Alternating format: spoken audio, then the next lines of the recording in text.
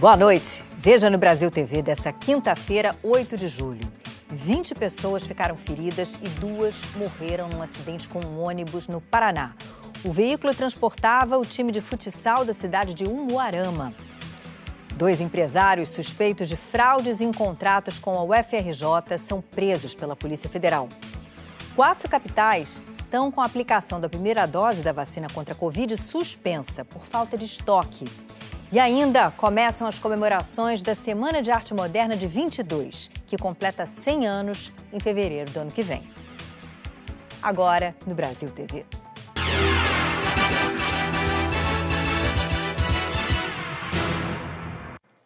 Um acidente com um ônibus do time de futsal de Umuarama provocou a morte de 2 pessoas no Paraná. Outras 20 ficaram feridas, 2 delas com gravidade. O veículo que levava o Umuarama Futsal para uma partida em Santa Catarina tombou na BR-376, na descida da Serra do Mar. O Vitor Hugo Bittencourt tem as informações. O acidente aconteceu na descida da Serra do Mar, em Guaratuba, na BR-376, a poucos metros de uma área de escape na rodovia. De acordo com a Polícia Rodoviária Federal, 22 pessoas estavam no ônibus da delegação do Umuarama Futsal, que ia para Santa Catarina disputar uma competição da modalidade. Um vídeo flagrou o momento em que o ônibus acabou tombando em uma das curvas da BR-376 na região de Guaratuba. 2 pessoas morreram, o motorista do ônibus e também um dos passageiros. O acidente ainda envolveu outro carro e um caminhão.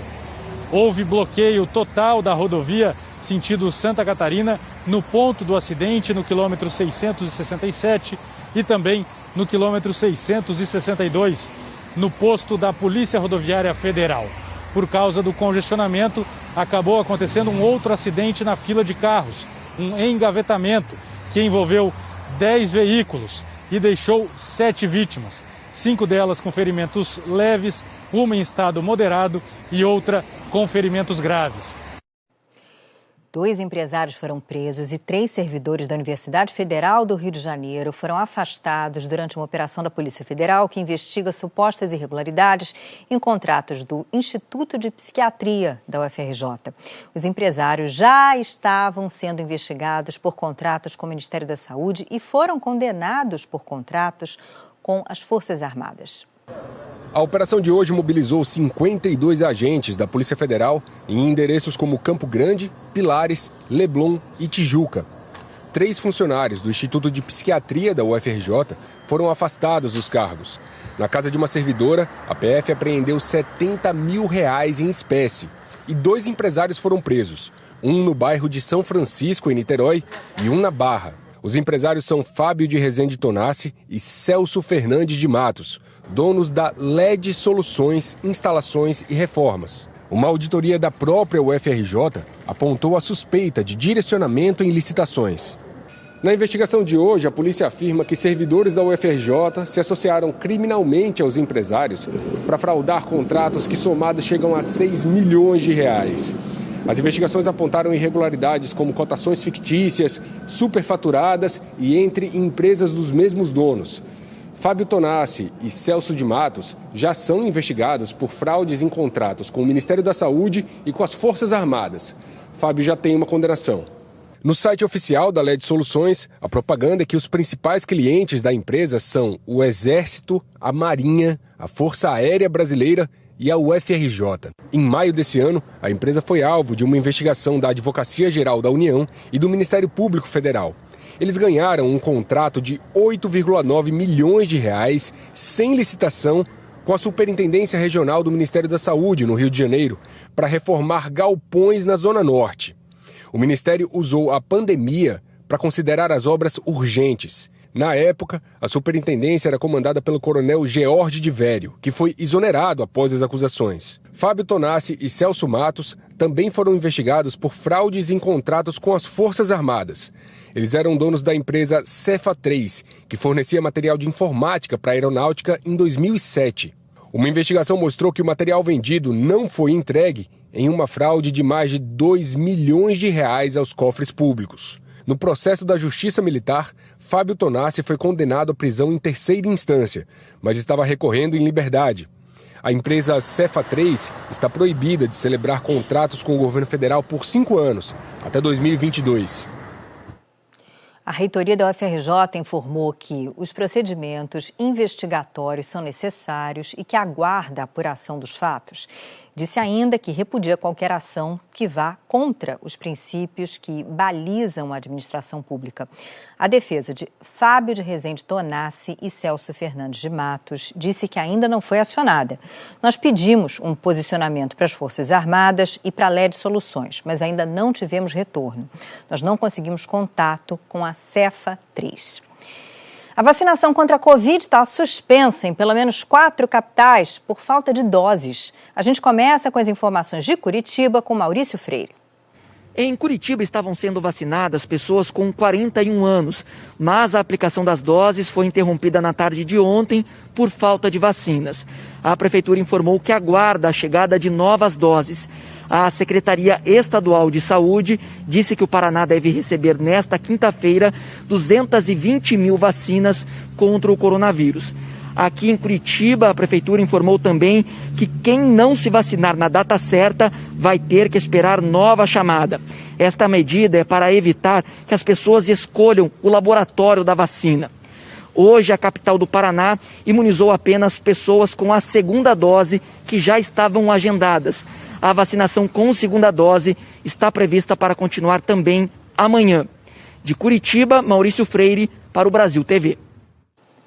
Ainda no sul do país, Florianópolis também suspendeu a aplicação da primeira dose para todas as idades. A aplicação segue apenas em gestantes, lactantes e mulheres que tiveram filho recentemente. A segunda dose continua sem alteração. Em Salvador, a suspensão da vacina foi na terça-feira. Lília Marques. Aqui em Salvador, a vacinação contra a Covid-19 foi suspensa na última terça-feira, quando eram vacinadas pessoas de 41 anos ou mais.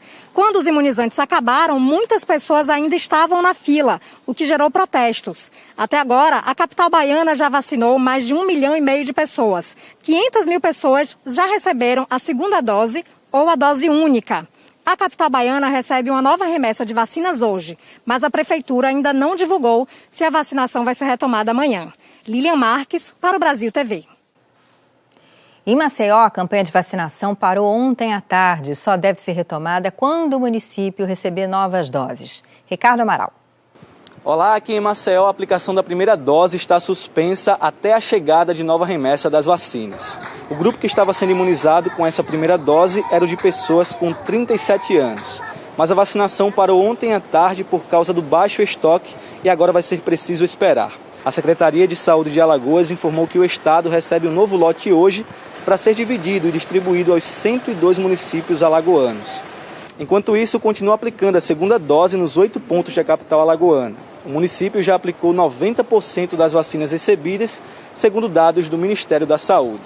Mais de 400 mil maceoenses foram vacinados com a primeira dose e quase 150 mil imunizados com a segunda dose ou dose única da Janssen. Ricardo Amaral, para o Brasil TV. Em Belford Roxo, na Baixada Fluminense, muita gente fez fila e tentou mais uma vez tomar a vacina contra a Covid antes da data certa no calendário. É que a Prefeitura continua fazendo o que chama de xepa da vacina durante o dia. O Anselmo madrugou na fila. Ele foi até a Policlínica São José, em Belford Roxo, para tentar tomar a dose na xepa, que a Prefeitura de Belford Roxo criou na cidade. Chegou 3h40 da manhã. 3h40? Por que tão cedo? Por causa de ontem, né? Porque aqui em Belford Roxo a gente não tem ponto de nada para vacinar, até mesmo fazer exame. Assim como ele, várias outras pessoas a partir de 18 anos estavam na expectativa para se vacinar hoje em Belford Roxo. Eu fiquei sabendo de ontem mesmo, só não sei se vai ter hoje. A gente já está aqui, né? Então vamos esperar para ver como é que vai ser. Mas na Policlínica São José, eles não conseguiram. Só quando o portão abriu, as pessoas que já estavam na fila foram avisadas que hoje, aqui na Policlínica São José, a vacinação ia seguir o calendário por faixa etária. E hoje é o dia de quem tem 41 anos. As pessoas que estavam em busca da xepa da vacina foram orientadas a ir até um outro posto. Ontem, buscando informação aqui na recepção, a menina falou que não era para tentar ontem, já que não estava cheio por causa da confusão, que era para voltar hoje. Voltamos hoje não teve nada. Agora já informaram que vai ser lá em Heliópolis, do outro lado da cidade. Vim na intenção para tomar vacina, acabou que vou sair daqui frustrado, mas pelo menos com a vacina da gripe. A Prefeitura de Belfor Roxo disse que está descentralizando o que chama de xepa da vacina, fazendo rodízio nas policlínicas e outras unidades de saúde. Ontem teve muita aglomeração. Hoje, uma grande fila se formou no posto em Heliópolis. Já tem resultados da pesquisa da Fiocruz que está sendo feita na ilha de Paquetá, no Rio de Janeiro, onde toda a população adulta foi vacinada contra a Covid. Os pesquisadores fizeram um diagnóstico da situação da população da ilha antes de vacinar, exatamente para medir a eficácia depois. O Diego Aidar tem as informações. A análise das amostras de sangue coletadas mostra que entre os moradores de Paquetá, que já tinham tomado a primeira dose antes do dia da imunização em massa, 90% apresentaram anticorpos para a doença e 40% dos adultos não vacinados antes da pesquisa e 21% das crianças e adolescentes já haviam tido contato prévio com o vírus e apresentaram anticorpos. Com isso, segundo a Prefeitura do Rio, é possível afirmar que a vacina contribui de forma significativa para a proteção da população já a partir da primeira dose. Mas é importante reforçar a imunização, tomando também a segunda dose. Diego Aidar para o Brasil TV. O Instituto Butantan começa amanhã os primeiros testes da vacina Butanvac em pessoas. A testagem foi autorizada pela Anvisa e, se os resultados forem promissores, ela pode ser a primeira vacina 100% brasileira. Um grupo de voluntários vai ser imunizado no Hemocentro da Faculdade de Medicina da USP, em Ribeirão Preto. A previsão é que a pesquisa dure pelo menos 4 meses, mas esse prazo pode mudar dependendo do avanço dos testes. Todo o processo vai ser acompanhado pela Anvisa. As conclusões vão ser encaminhadas à agência para que, então, o Butantan peça autorização para o uso emergencial da vacina. 2 homens responsáveis por organizar uma festa clandestina em Nova Esperança, noroeste do Paraná, vão ter que prestar serviços comunitários. E o que chama a atenção é o local onde eles vão trabalhar. O Rildo Herrera tem os detalhes. Vai ser aqui, no cemitério de Nova Esperança, que os organizadores da festa clandestina vão passar 8 horas de todos os domingos até o final do ano. O acordo foi firmado pelo Ministério Público, que propôs a realização de serviços comunitários como alternativa para não levar à justiça a denúncia contra os organizadores da festa. Esta festa foi realizada em abril, aqui em Nova Esperança. Imagens postadas em redes sociais mostram pessoas aglomeradas e muitas sem usar máscaras. E foram justamente essas imagens que possibilitaram à Prefeitura de Nova Esperança identificar os participantes e os organizadores dessa festa. As informações foram passadas para o Ministério Público, que então chamou os organizadores para que eles pudessem dar explicações. Dos 3 organizadores, 2 compareceram e firmaram esse acordo com o Ministério Público. Um terceiro organizador, que não foi à audiência, terá uma nova data para se explicar. Rildo Herrera, de Nova Esperança, para Brasil TV. O Procon e a Polícia Civil fizeram uma operação para testar a qualidade dos combustíveis nos postos do Rio de Janeiro. O objetivo é conter os casos de adulteração que vem crescendo no estado. No momento em que o preço da gasolina aumentou, mais de 40 postos em várias regiões do estado passaram por fiscalizações na operação de hoje. A ideia era verificar os estabelecimentos com combustíveis adulterados e também os que emitem nota fiscal falsa. A ação é do Ministério da Justiça e teve o apoio do Procon, da Agência Nacional do Petróleo, da Secretaria de Fazenda e da Polícia Civil. A operação foi batizada de Petróleo Real e acontece simultaneamente em todo o país. Para verificar se tem combustível adulterado, se a quantidade de combustível que o consumidor está comprando realmente é real. A parte fiscal, se está havendo algum tipo de sonegação, alguma fraude fiscal, e também a fiscalização sobre a publicidade, o cumprimento do decreto da transparência. Agora são 10h30 da manhã e os fiscais chegaram aqui nesse posto na Gardênia Azul, na Zona Oeste.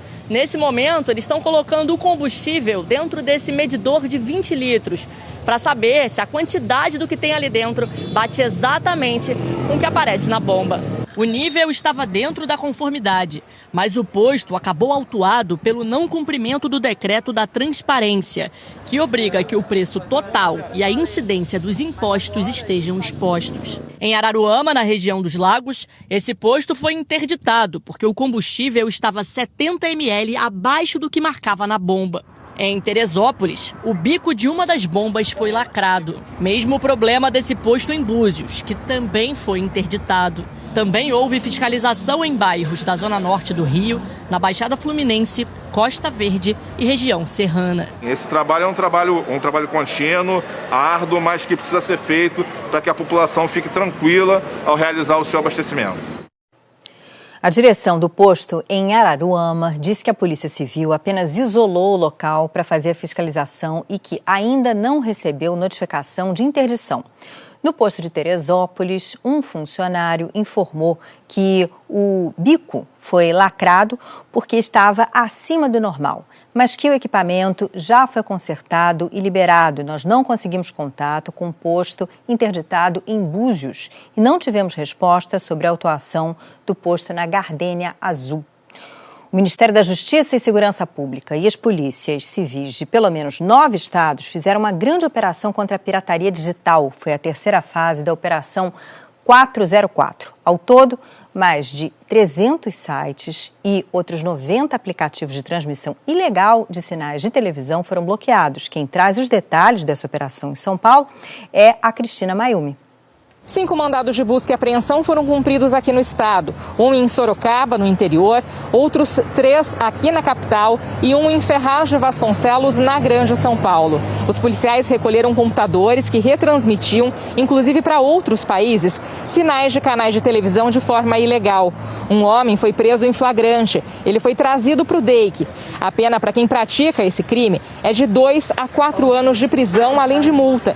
Os suspeitos ainda podem ser indiciados por associação criminosa e lavagem de dinheiro. A polícia faz um alerta para quem consome esse conteúdo ilegal. Além de lesar os direitos autorais das vítimas, você está abrindo as portas para que criminosos roubem seus dados pessoais. Ele está fomentando outras práticas, dentre as quais a falta de recolhimento do tributo aos cofres públicos e bem como ainda baixar esse conteúdo audiovisual, ele pode estar levando para dentro da sua casa um malware que pode possibilitar a extração de alguns dados dele, bem como eventualmente e possivelmente até a realização de alguma fraude contra até esse próprio indivíduo que está acreditando ter uma vantagem por estar baixando algo gratuito ou então pagando um valor irrisório para fazer essa extração desse conteúdo audiovisual. Em Avaré, no interior de São Paulo, um adolescente foi apreendido suspeito de tráfico de drogas. Segundo a polícia, ele costumava esconder os entorpecentes dentro de brinquedos para disfarçar. O Ayrton Salles Júnior tem os detalhes. De acordo com a Polícia Militar, o rapaz tem 16 anos. Eles foram até a casa desse adolescente depois de receberem denúncias anônimas. Quando chegaram ao local, questionaram o adolescente, que apresentou nervosismo, mas logo disse aos policiais que tinha o hábito de traficar drogas por ali. Em revistas pela casa, os policiais acabaram encontrando porções de crack, cocaína e maconha escondidas dentro de brinquedos, inclusive em um urso de pelúcia. Em uma revista mais ampla pela residência, os policiais também acabaram encontrando outras porções das mesmas drogas, inclusive no quintal da casa. O adolescente foi levado à delegacia da cidade na presença dos pais, prestou alguns esclarecimentos, o conselho tutelar foi chamado e o adolescente permanece à disposição da justiça. Por enquanto, a polícia ainda não revelou a quantidade de drogas que foi apreendida. Ayrton Salles Júnior para o Brasil TV. A seguir, a Cinerata, em Ouro Preto, os sinos das igrejas do Centro Histórico celebram os 310 anos da cidade.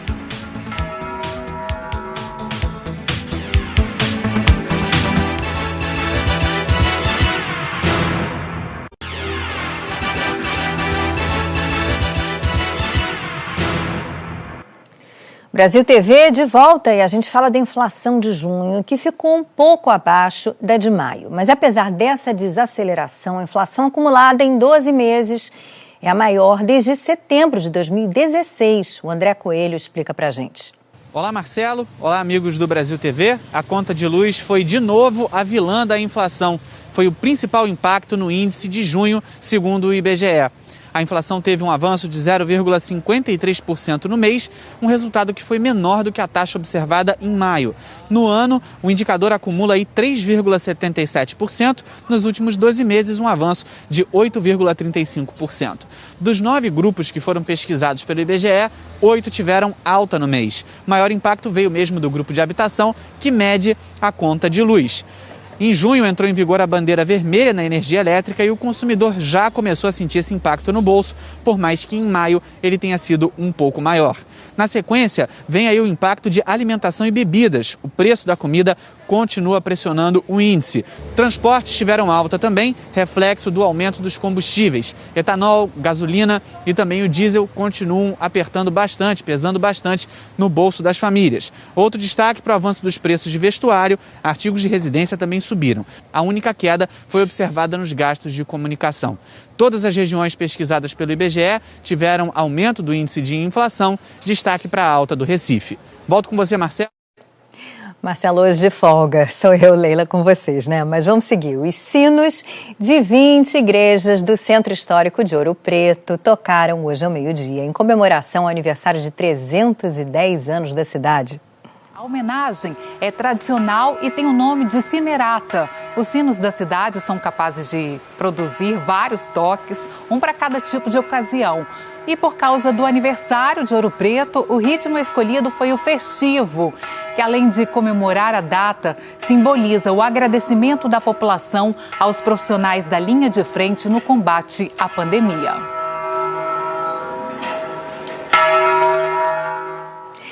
A Semana de Arte Moderna de 22 completa 100 anos em fevereiro do ano que vem. A Prefeitura de São Paulo lançou hoje uma série de ações para comemorar e refletir sobre a semana e o que ela ainda representa nos dias atuais. Esse aqui é o berço de um senhor quase centenário. Em 1922, uma reunião de artistas definiu os rumos do modernismo no Brasil. Tarsila do Amaral, Di Cavalcanti, Mário e Oswald de Andrade. Literatura, música, pintura. A Semana de 22, ela é fruto de uma coletividade, de pessoas que tinham uma ideia utópica, de envolver mentalidades, artistas, escritores, poetas, né, músicos, que possam, de fato, produzir obras que sejam genuinamente brasileiras. O aniversário do movimento traz a esperança de que em 2022 nossa principal ruptura seja com a pandemia. A celebração do Modernismo 22 mais 100 vai coincidir com a retomada cultural, com o reencontro da cidade consigo mesma, com o reencontro das pessoas com a sua própria cidade, da arte com a sua própria cidade. 100 anos depois de receber a Semana de Arte Moderna, o Teatro Municipal continua sendo uma das principais referências da cultura aqui em São Paulo. Mas para que a arte não seja algo exclusivamente das elites, como pode pressupor um cenário desses, a proposta agora é estabelecer uma conexão cada vez maior com toda a produção artística vinda da periferia. Nas estantes da biblioteca, Mano Brown e Clarice Lispector são vizinhos. Emicida e Nelson Rodrigues, Jorge Amado e Ferrez. Clássicos e contemporâneos todos ali, juntinhos. A ideia é aproveitar essa emblemática data para refletir tanto a importância que a Semana de Arte Moderna teve em São Paulo, do ponto de vista da ruptura que ela gerou, da transformação de valores que ela trouxe para a cidade e para o Brasil, e também fazer com que a gente possa refletir quem são os novos modernistas, quem são as pessoas, os homens, as mulheres, os artistas que estão reinventando a cultura da nossa cidade. A nossa provocação é que esses jovens modernistas estão nas periferias da cidade. A cultura periférica é o novo modernismo. 22 mais 100 não é sobre matemática e nem é uma conta simples, porque o resultado, mais que um número, é o valor de uma dívida histórica que agora pode ser paga dando voz a quem jamais se conformou com o silêncio. Como é que a gente vai falar de um movimento que, de uma certa forma, é meio elitista e a gente vai chegar na periferia? Lê do engano. Já chegou há muito tempo, né? A periferia tem uma vontade, uma sede de literatura, sabe, forte. Esses jovens têm muito a dizer. Muito legal. Brasil TV fica por aqui. Outras notícias logo mais no Jornal Nacional, às 8h30 da noite, hora de Brasília. Ótima noite para vocês. Obrigada pela audiência. Até a próxima.